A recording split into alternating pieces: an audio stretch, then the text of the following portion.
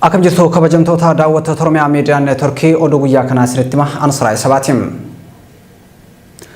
Magaalaa Naqamteetti misirroon cidha isaa raawwatee halkan tokko booda mana jireenya isaatii ba'ee bakki buuteen isaa dhabamee ture reeffi isaa qarqara harootti argamu maatiin Oromiyaa Miidiyaa Neetworkitti himaniiti jiru. Misirroon Gammadaa Moosisaa jedhamu gaafa adoolessa 31 bara 2021 sanbata darbee cidha ooleem gaafa hagayya 1 bara 2021 dilbata dukkaana yookaan suuqii waa bitadhee dhufa jedhee manaa bahuun achi buuteen isaa dhabame guyyaa lama boodam hagayya 3 bara 2021 reeffi isaa magaalaa Naqamtee qarqara haroo Sorgaa jedhamutti argameeti jira. Waggoota asitti Oromiyaa keessatti ajjechaan suukaneessaan hammaachuu fi ilmaan Oromoo mana hidhaa fi mana jireenyaa keessaa baafamanii ajjeefamuun reeffi isaanii bosonatti gatamaa akka jiru gabaasaa turuun keenya ni yaadatama. Maqaa duula deeggarsa raayyaa ittisa biyyaa jedhuun Oromiyaa kutaalee garaagaraa irraa dargaggoota humnaan gara lola kaabaatti fe'uun jabaatee itti fufeeti jira. Kibxata kaleessaa hagayya 3 bara 2021 magaalaa Adaamaa irraa daa'imman umriin isaanii dirqama loltummaaf hin gahin kan waggaa 18 gadi ta'an konkolaataa 5 fe'anii gara adda waraanaa bobbaasuun namni taatee kana ijaan argee Oromiyaa Miidiyaa Neetworkitti himeeti jira. Mootummaan Itoophiyaa lola Oromoo hin ilaallanneef dargaggoota Oromoo adda waraanaatti dolchisuun lubbuu hobbaasaa jira kan jedhu komii uummataati.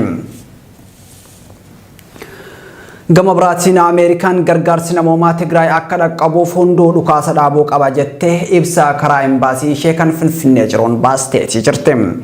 Kan tolchuuf Eertiraan guutumaan guututti yeroo dhumaatii fi Itoophiyaa gallakkistee akka baatu TPLF Afaarii fi Amaara mootummaan naannoo Amaaraa immoo lixa Tigraay keessaa akka ba'an irra guddoon USAID Samantha Power gaafatteeti jirti.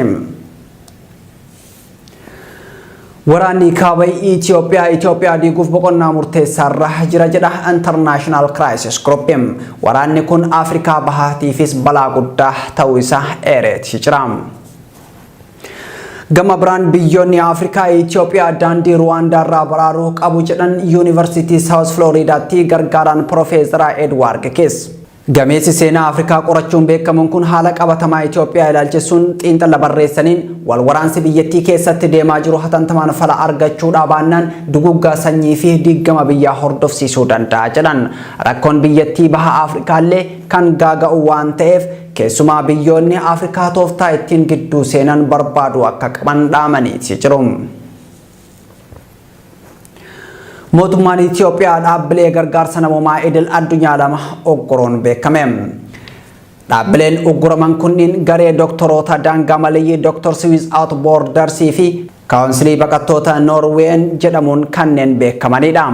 Yeroo gargaarsi namoomaa biyyattiitti haalaan barbaachisaa ta'ee jirutti dhaabbileen kunniin ogguramuun gaaga'amaa jiru hammeessuu mala sodaa jedhu uumeeti jira.